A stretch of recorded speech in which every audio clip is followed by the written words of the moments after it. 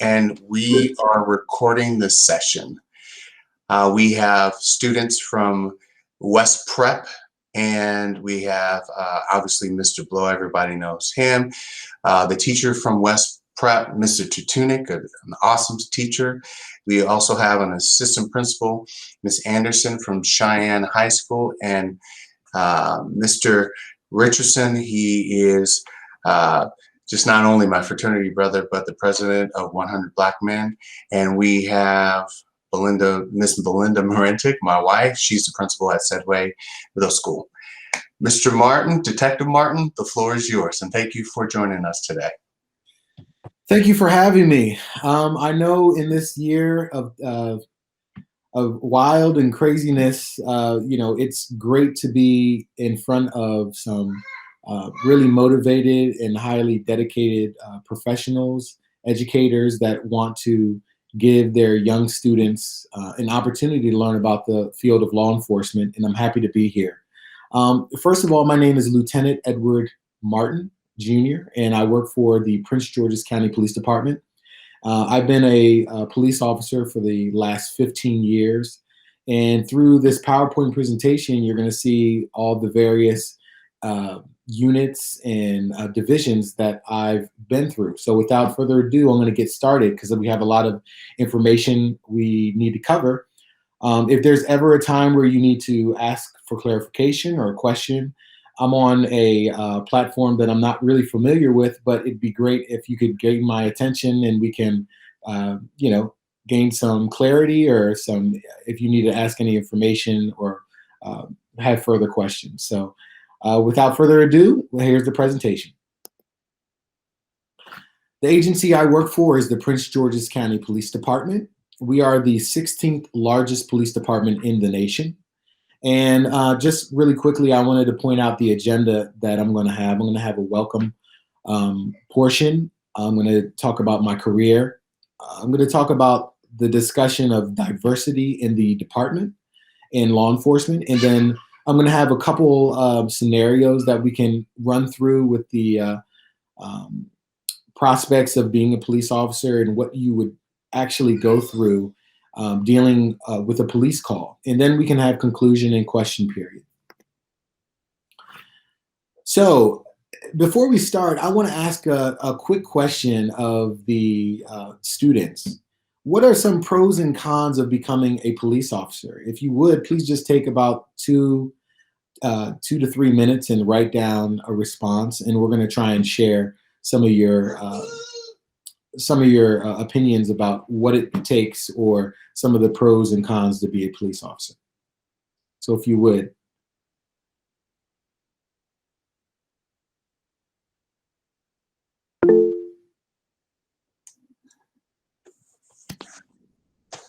Lieutenant Martin, we have some students, they're writing it down right now, and then what they're doing, they're raising their hand. So I'll wait 1 more minute and then I will call on some students. Yeah, and we can call on about two for pros and then 2 for cons, and then we'll continue with our presentation. But I just wanted to point this out as a starting point.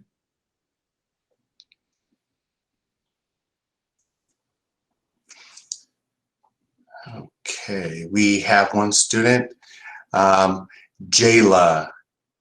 Go ahead. Yeah. I would say a pro is that you're catching the bad guys from doing something ridiculous.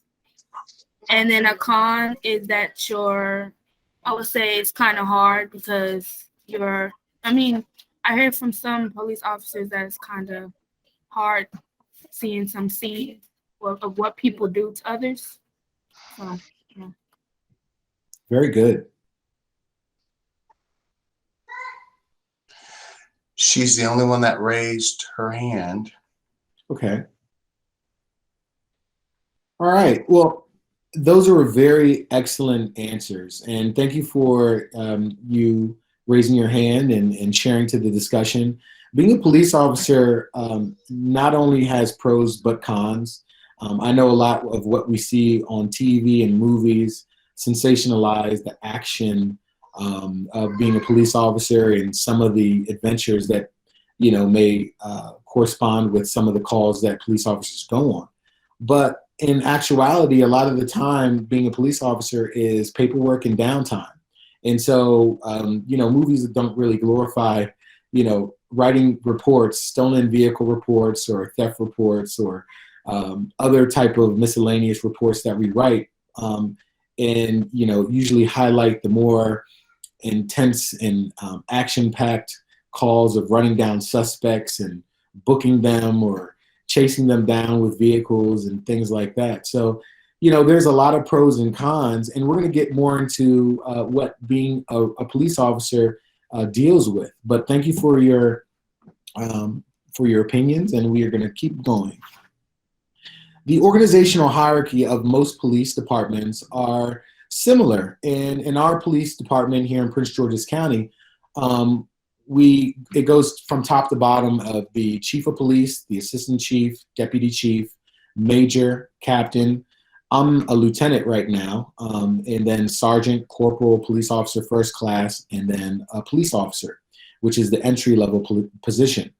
For my department, when you start off and you're a police officer, you have to work 3 years in a patrol capacity, which means you respond to calls before you're able to transition out and go to a specialty unit. And a specialty unit would be like the detective bureau or any other specialized unit like K9 or let's say the community service division or the Marine unit, which deals with boats.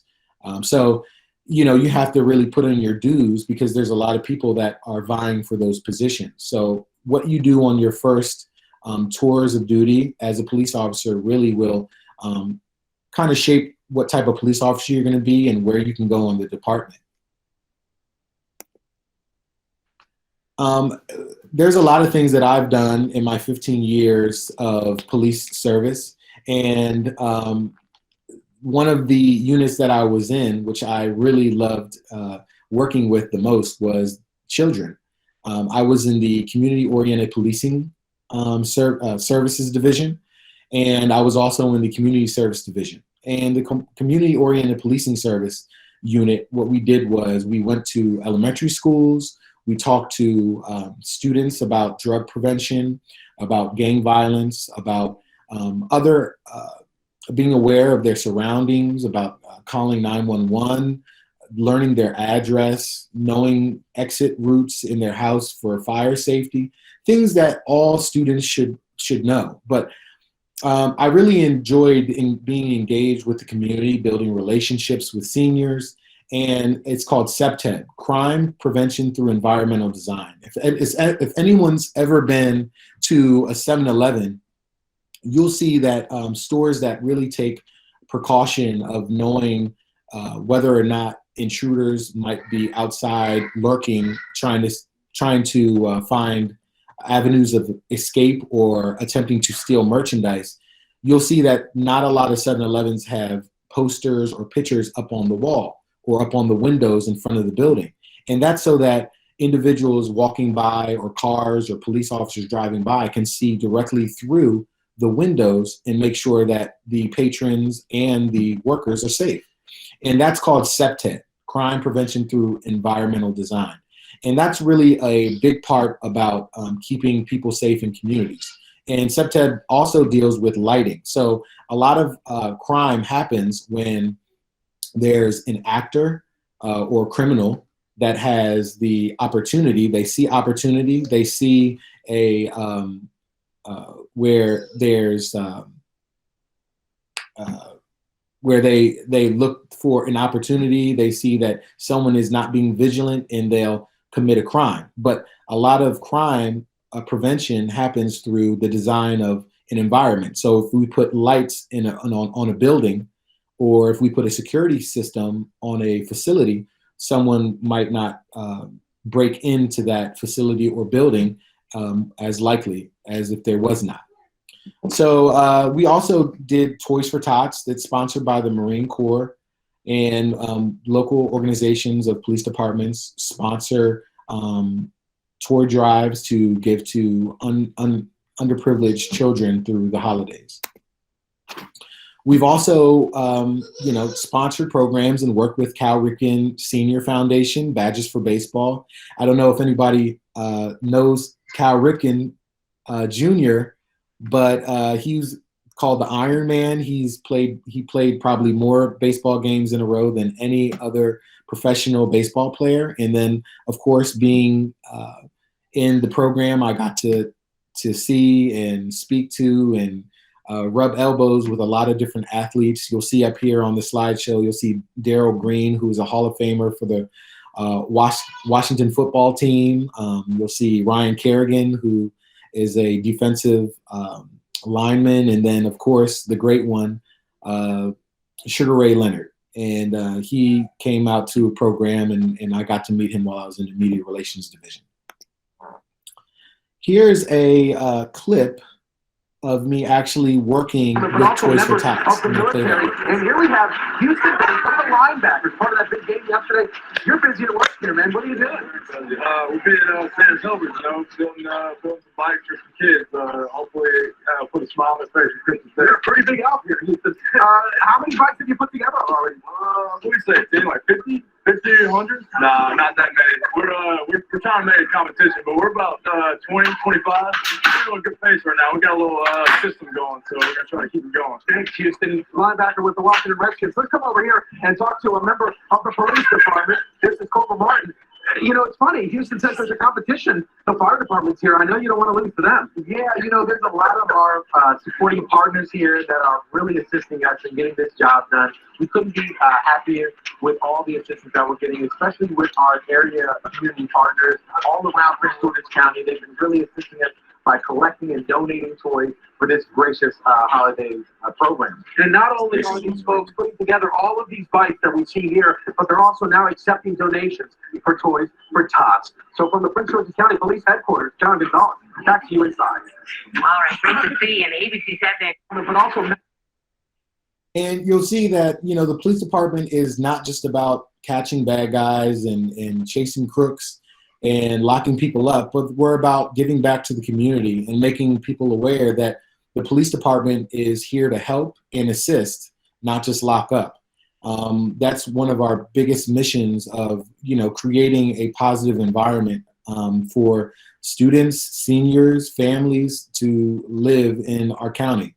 Another unit I was in was the Aviation Unit. I got my pilot's license back in 2008 to fly rotorcraft, which is helicopters, and I was blessed enough to be in the Aviation Unit for about 2 years, and I was a tactical flight officer. And what we used to do was help assist patrol officers with attempting to chase vehicles where the vehicle would be traveling at a high rate of speed. We would attempt to mitigate any of the mitigate any issues or potential life-threatening car chases by using our helicopter to attempt to identify where the vehicle was. We also would do search and rescue missions for missing individuals that were in woods. We would use our flare and our night sun, which would help utilize it was utilized not only the bright beam of the light, but it would use infrared, X-ray, infrared vision to see shape in the woods. So it would show a outline of a person in the woods. You might have seen it on Cops or another show, but it was really cool, and I really enjoyed my time there. And we would also do presentations for students and give them opportunity to see the helicopter up close and give them an opportunity to see one of the units that they would potentially be able to be in if they were a police officer. I also was in media relations, and the media relations division is really a informative unit that helps individuals understand what the police department is dealing with, what crimes we're attempting to solve, and how we can have citizens assist us in accounting for certain things that happen in the community. We coordinate information with the local news media. We give status updates on criminal incidents, and we highlight the police department in positive ways. At the bottom of the screen, you'll see I was receiving an award for a life-saving incident where I was able to help an individual that had a gunshot wound and put it was like a film over their chest so that they'd be able to breathe based on their injuries. If we had not performed that life-saving duty, they probably would not have made it. So I was receiving an award from the chief of police, former chief of police. Another service through music. We were able to play music and gain a little bit of relevance through music in our outreach with community partners. And the Prince George's County had its own jazz band. And we used to go to senior centers. We used to do a lot of community outreach and go to schools and do that. So here's a little clip of the band.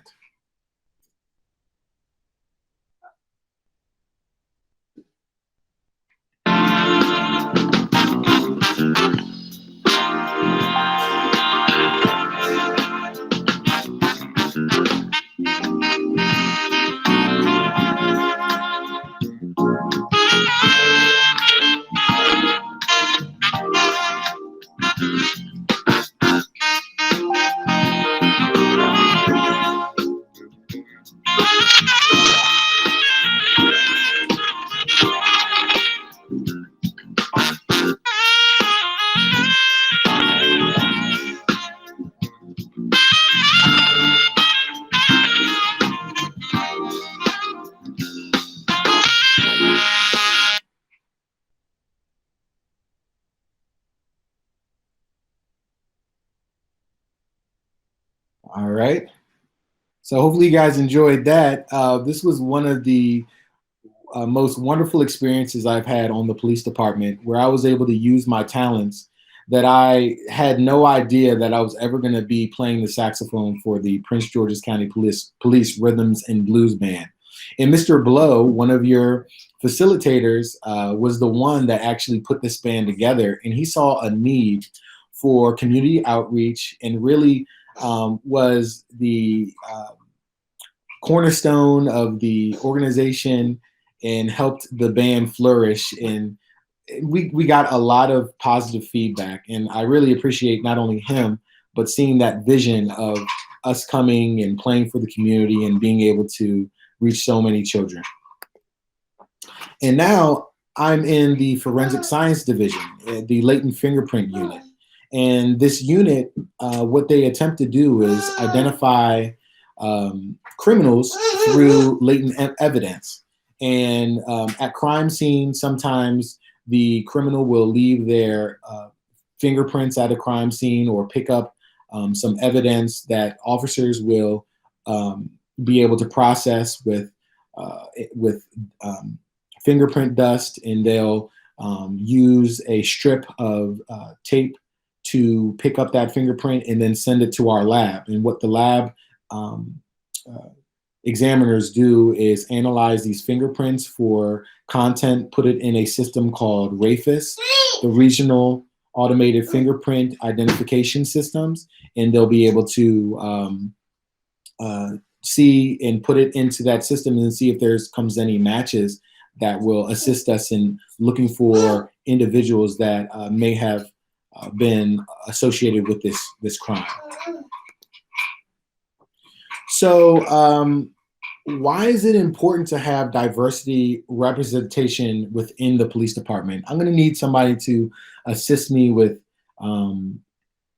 answering this question, because right now in the state of our country, with police always being the target of negative publicity, I wanted to get some feedback on what it takes and why is it important for there to be representation in law enforcement.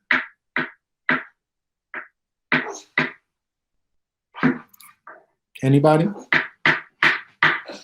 Repeat that again.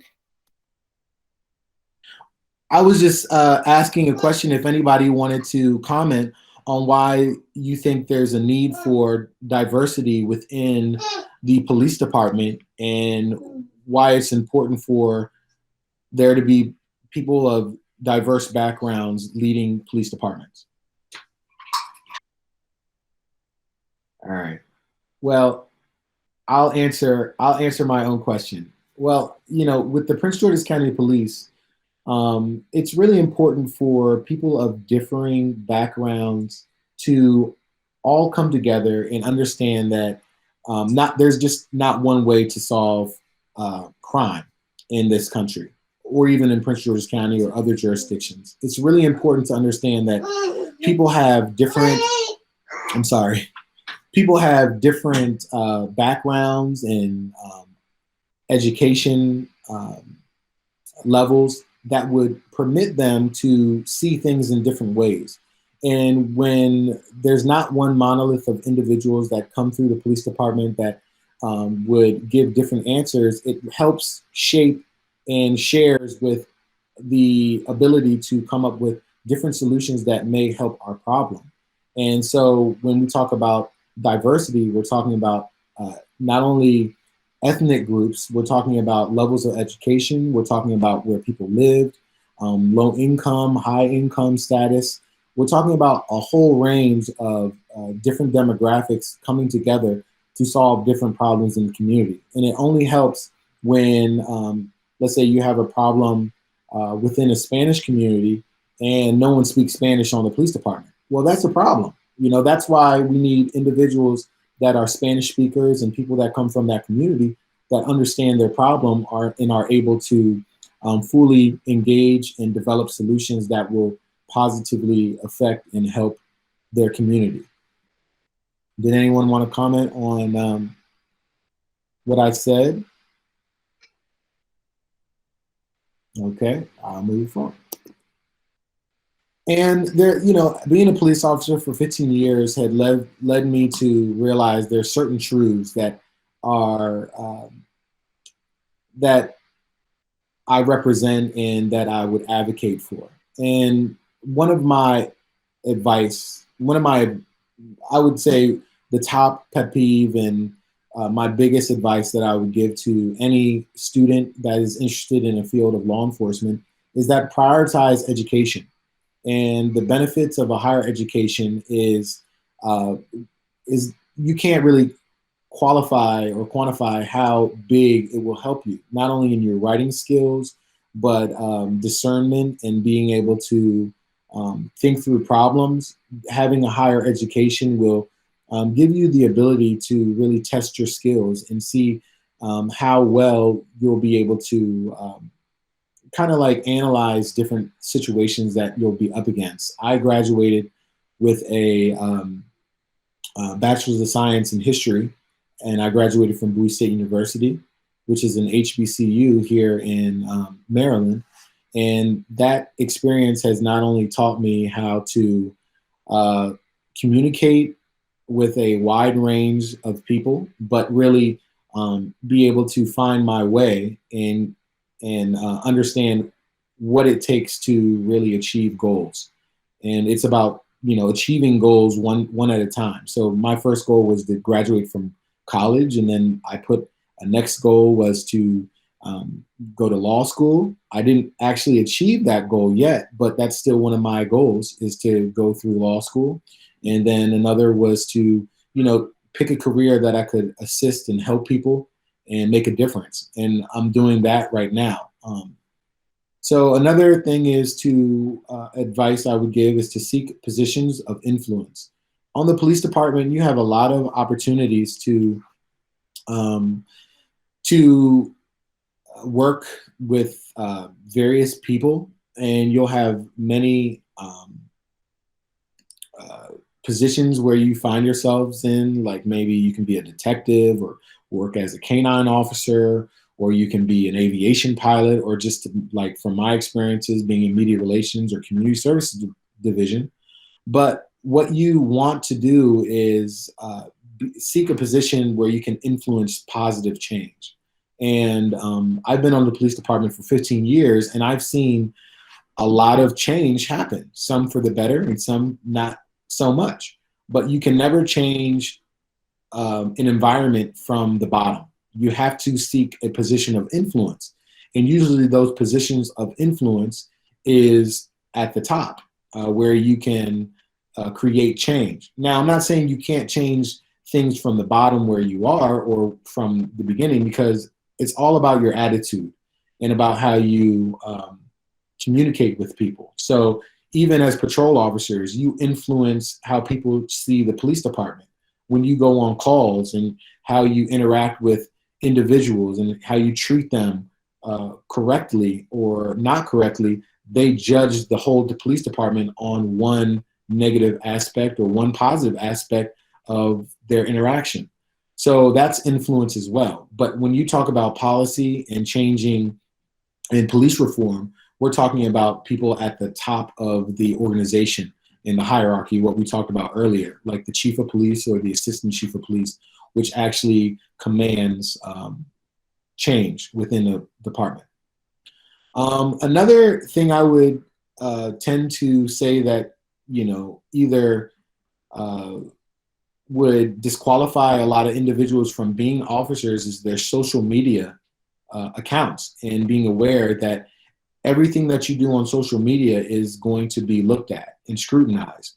So if you're somebody that enjoys being on social media, now they're looking, a lot of law enforcement agencies, probably all of them, are looking at how you interact and what you're liking on Instagram, Facebook, Twitter. I'm sure there's probably things I missed. Even what's the new one? TikTok, that students are on. And they have the ability to look at what you're liking, what you're posting, and that's going to determine whether or not you can be vetted for a law enforcement career. We want people that are going to be unbiased and people that are going to have a high moral character. And if you're liking or watching or viewing or chatting in rooms that have ideologies with extreme views that are negative and that are toxic, then law enforcement communities or organizations would not want an individual like that on their agency. And then another piece of advice is to choose your friends wisely before and during your career. Even after you become a police officer, if you want to, in law enforcement, it doesn't stop. You still need to pick your friends wisely, because one bad decision, one bad choice could ruin and affect your whole career. I know a lot of officers that I started with on this job aren't police officers anymore because of one bad choice or one person that they associated with that made a bad decision. And they were associated with an individual that they got lumped into with, and because of their bad choice and decisions, they're no longer employed with the police department. So even as a young student and having freedom, you need to take your freedom and be very careful with the decisions you choose to make, because one bad choice can end you not only not barring you from law enforcement, but maybe other careers as well. And the last piece of advice I would say is be aware of your personal biases and how it may impact your interactions with the public. It's really important to treat people the way you want to be treated. That's the golden rule. But also, how would you want your family to be treated if you were in the same situation? A lot of police officers deal with problems that they face based on responses. And I try and tell younger officers I come in contact with is not to respond in aggressive mode when you're frustrated. Think about a solution and how you would want someone to treat your family member. And usually if that's the way, if you treated somebody like you were treating your family member, you would take a different aspect and maybe think about treating them a little differently. So those are words of advice that I would impart to you, just to help you along your road and navigate through situations that you may impact. And community policing is one of the biggest advantages that the police department has dealing with the public. When we talk about community policing, it's not really a theory that we would say or any type of department policy that I would say community policing is. It's more of a characteristic of how we treat people, because there's not one way that you can community police. I showed you various ways through my slideshows of how I interacted with the public through aviation by doing static displays and going and showing the helicopter to young kids. I showed you with Community Service Division how I did Toys for Tots and badges for baseball and Police Athletic League. And we interacted with students and talked to them about drug awareness and gang awareness and doing the right things in schools.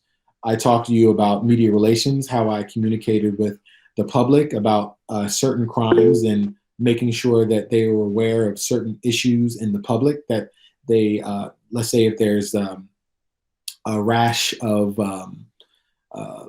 auto thefts, telling the community to lock their doors in their vehicle windows and roll up their vehicle windows would maybe not completely solve the problem, but it would help individuals understand there's a problem and maybe slow down or decrease the probability of it happening. So community policing could be a lot of different ways to engage the public and helping the police department really engage and help create a better atmosphere for the whole community. But I have a quick question. How should police serve the public? And can anybody give an example of one way where the police could make a difference? Jayla has her hand up. Go ahead, Jayla. Awesome. Jayla? Sorry. What is the difference between is there a difference between an FBI agent and a police officer? Yeah, the FBI, the Federal Bureau of Investigation, deals with federal statutes and crimes on a bigger level than a regular police officer that would be on a county level.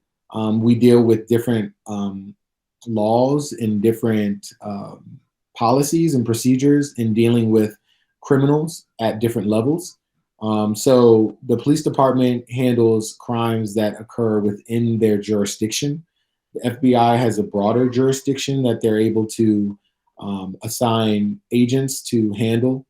And the police department would, handle minor crimes that deal with their agency and their influence, but the FBI would have a broader scope of dealing with national situations across America. It's about the question about how police serve the public. The police serve the public by protecting the community. Yeah, exactly. And there's a lot of ways to serve the public by protecting. Protecting is one of our number one goals.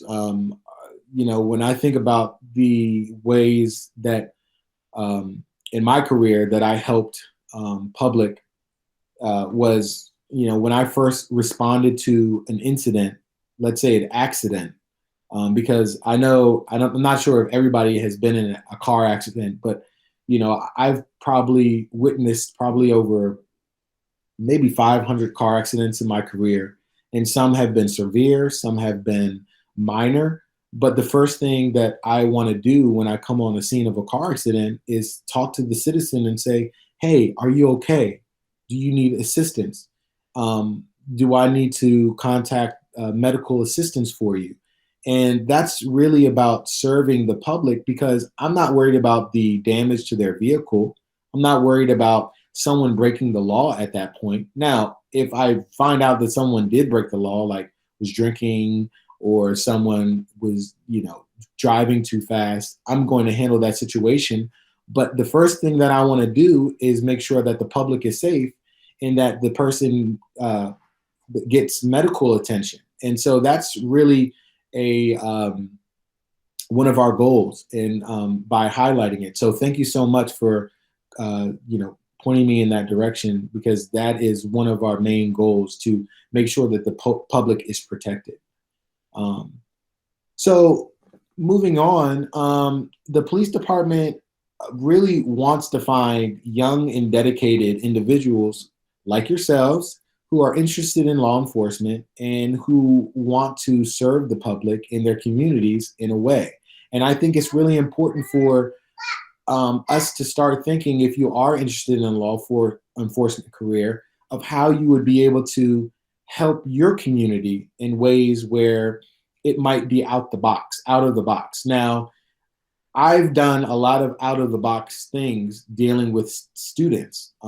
We used to do these things called culture shocks, where I would have students that never really traveled outside of their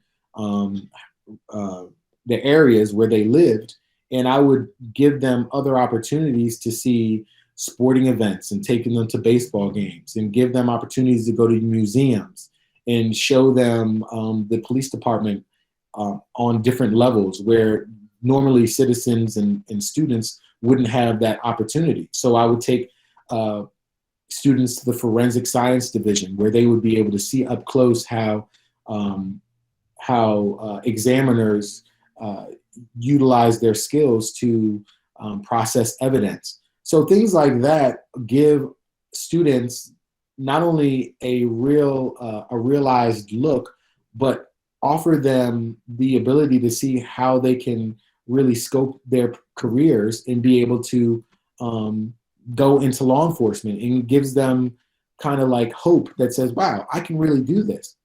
So when I talk about culture shocks, you want to see those opportunities in your environment, and you want to engage the community. So I want us to think about, like, really, really specifically, what are some things that you could do to prevent crime, or what are some things that you can do to kind of help your community with the problems that you see? Can somebody give me an example of a problem they see in their community in a way where they might be able to fix it? Mm-hmm. I think a problem could probably be like theft, or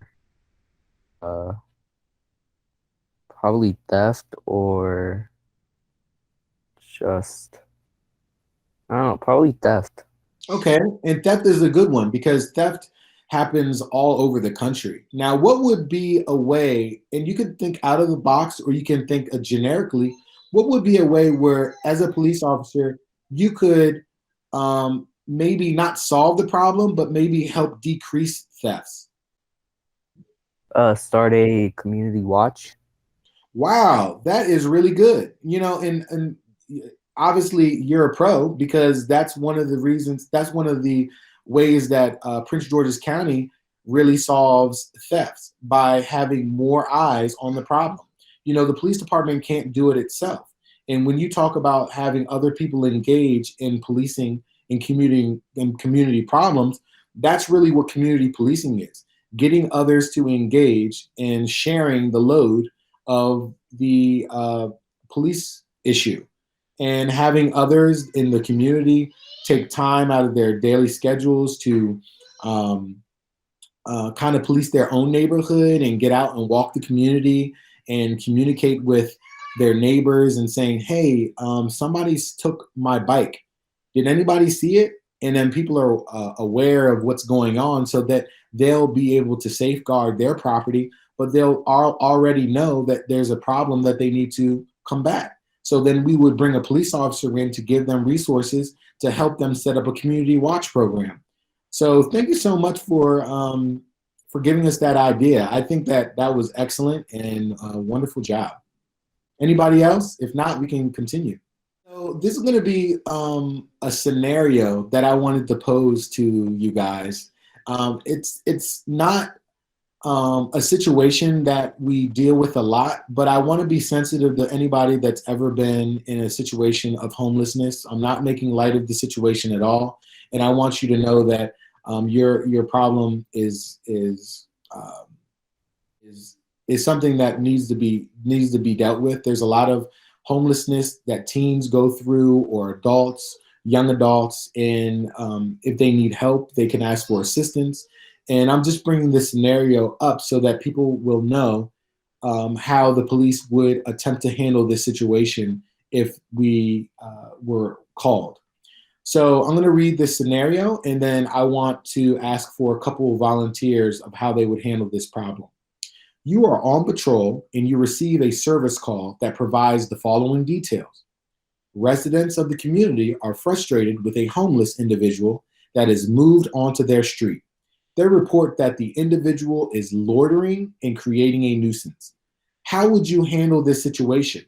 Now, after what we talked about, I think that you guys are able to come up with some suggestions of how we would not only deal with the individual that is obviously homeless, but how would you communicate with the residents of the community? Anybody help me? And you can take any part of the problem or any part of the scenario. I would tell them I would take care of it, and I would try to, give the homeless person some food or covers or anything.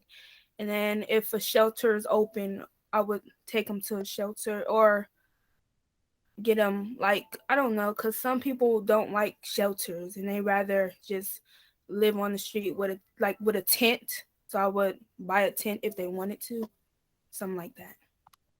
Yeah, that's really good. And I like how you really thought about the basic needs of that individual.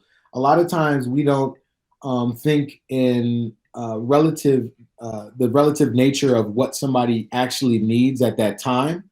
And it's really important to say that, hey, there's basic needs that need to be met before we can maybe help that individual with long-term assistance. So if that person needs food or clothes, do you think that they're really worried about a house or a place to sleep? No, they need basic things. So that's really important. And what I also heard you say was that you're going to communicate with this individual. I know being homeless in certain situations is a stigma. And I don't want people to be embarrassed about the lack of having a place to live, because sometimes it's no fault of their own. And especially with individuals that choose, just like you said, they choose to live on the street based on a cognitive disability or a mental issue, let's say PTSD, an individual that comes back from a war, a veteran of a war that can't cope with regular society. Those are all individuals that could end up in a situation. And we don't want to treat somebody in a way where we look down on them based on their situation being homeless. So what you said was very good. Can somebody give me a way that I would respond to the residents of the community?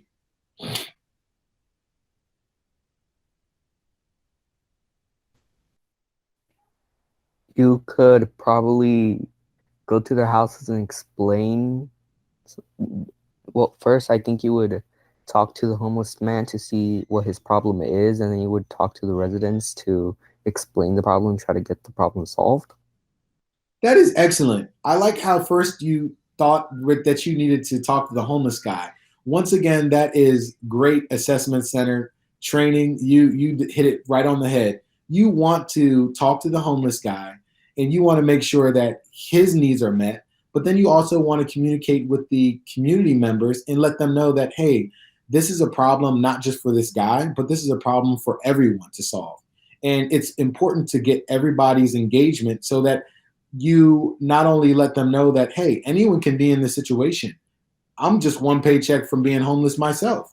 And I think a lot of our facilitators on the Google Meet would say so themselves. And it's not really a situation that's kind of out of our control, especially when you think about our society in the last year that we went through with the pandemic and people losing their jobs.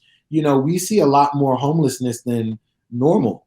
And so when we think about creating resources and giving this individual resources, but looking into the community for help, that's also a positive option as well. So how I would handle the problem, just like you, I would speak to this individual. I would let them know that, hey, you're not in this alone. We want to help you. We want to get you resources. If you're willing to accept the help, we want to maybe contact social services and see if social services has a place for you to live for destitute individuals, and maybe even see if you have a job or somewhere where you can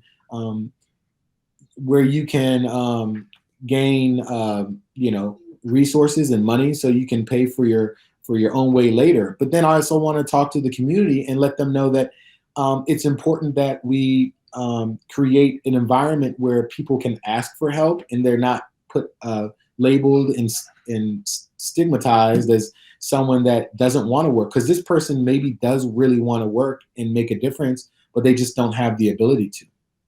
So very good. I really was pleased with all those answers and their insight. Thank you so much. Now we're going to move to the last slide. I want to get questions. I know you guys have some prepared questions, and I think I ran a little bit over, but I want to still give you an opportunity to ask whatever questions you have of me, about my slides, or about any questions you have with law enforcement. I'm sorry, Jacqueline, we can't hear you. Can you speak a little bit louder? I heard her say, what's the most and then of her job? Is she saying what's the best thing of my job? Mr. Tutunik went above and beyond and created a Google form. And okay.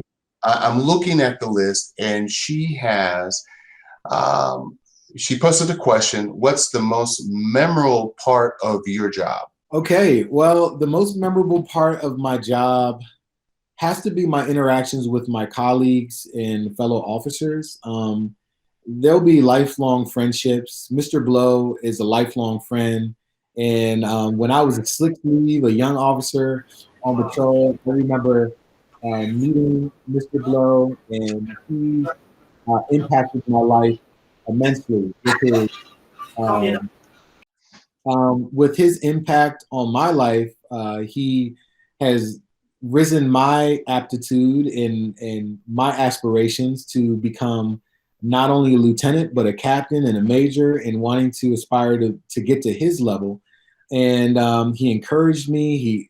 Every time I saw him, he said, man, keep studying, and keep doing your thing. So I would really say that my greatest joy on the police department has to be the people that we encounter that change your plateau and your eyesight at really gaining more ground and setting your sights higher. And Mr. Blow still calls me to this day and wishes me a Merry Christmas and a Happy New Year. Every holiday, I can always count on his text. So we stay in contact, and I appreciate his friendship. Wow.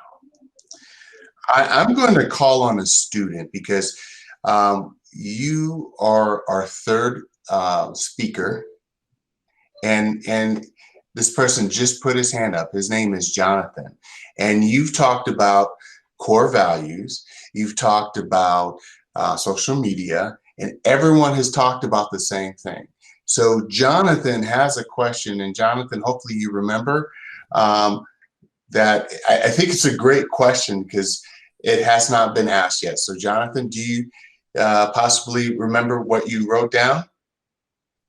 I wrote down two things. My first one is, what's the funniest experience you've had as a police officer? What's the funniest call you've gotten? Oh, wow.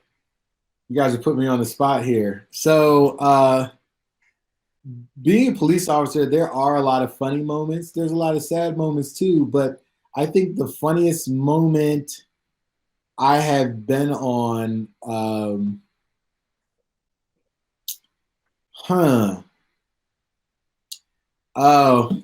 so a couple, probably, oh my goodness, a couple years ago, no, like 10 years ago, when I was a corporal, we would have water gun fights with local community kids. And, when it's hot outside and, the kids are out there riding their bikes and stuff, and you would see kids running around splashing each other. So me and a squad mate decided to go to the local toy store and get some super soakers and kind of sneak up and tactically get behind the houses and sneak around cars. And we engaged these kids and we played with them probably for an hour to 30 minutes. And it was a great time. The kids enjoyed it. After the day was done, we gave them the super soakers, and they really enjoyed not only getting to know us, but really engaging in a good activity with us. And I think that's also about being community police, because even till this day, I can drive through a neighborhood and a young child, or now a young adult, will say, "Hey, I remember you. Didn't you play basketball with me? And didn't you used to pass out toys?" And I say, "Yeah.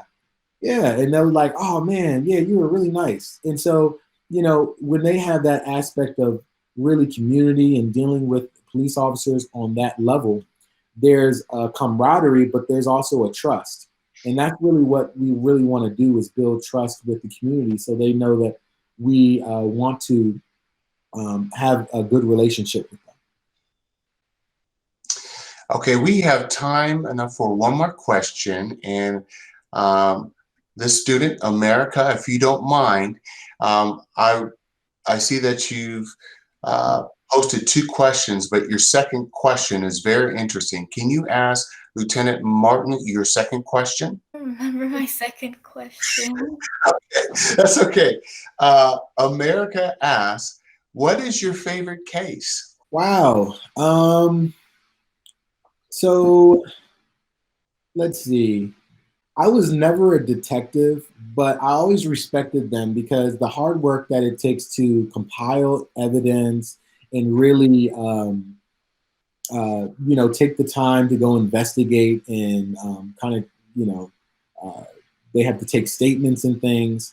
But I would have to say the best feeling is being able to help somebody that they didn't think you would be able to help. And one of the cases or one of the situations I was able to help was a woman who came into the police station, and she asked for assistance changing an accident report.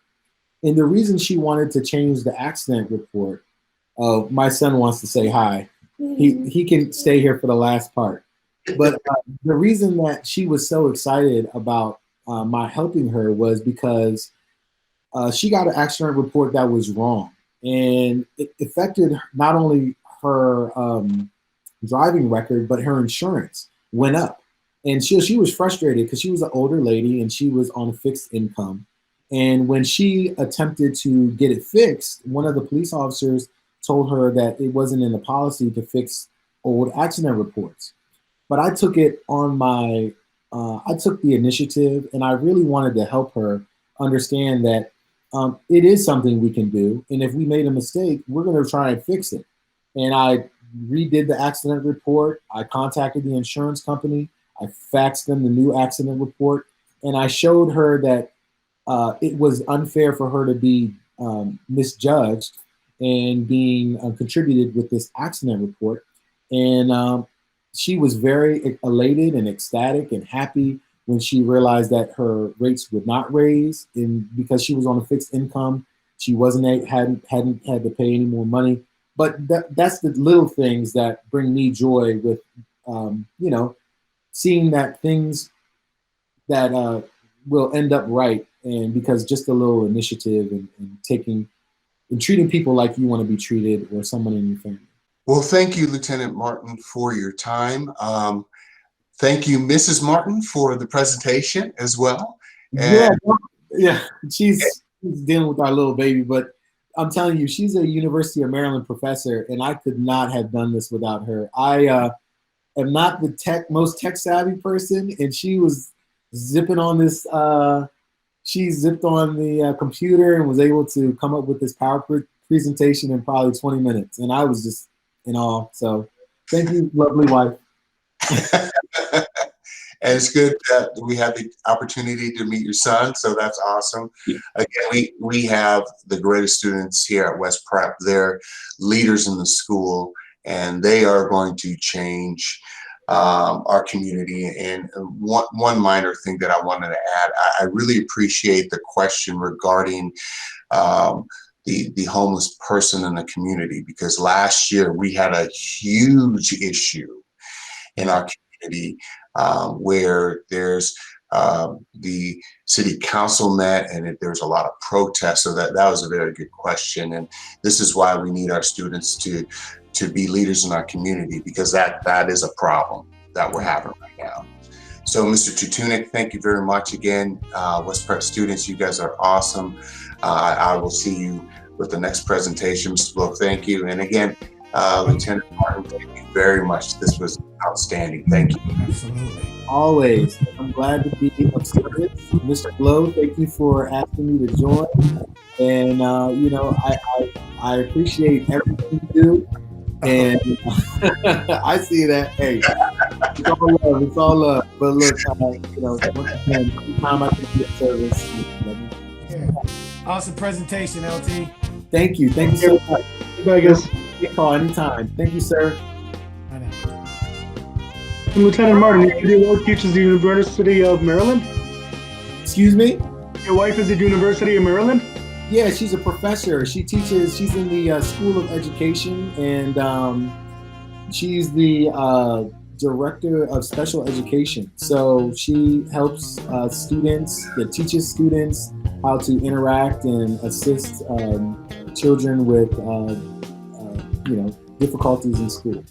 Fantastic. A friend of mine, he's the curator at the art gallery at the school there. Oh, wow. Yeah, it's a small world. Taurus Metla. He came from the Getty in Los Angeles. So same name as mine, a real weird name.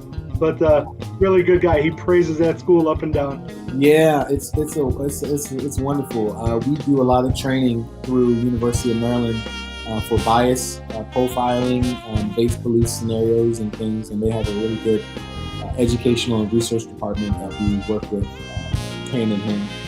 Fantastic. Well, thank you very much again. Thank you. Thank you. You take care. Enjoy. Bye.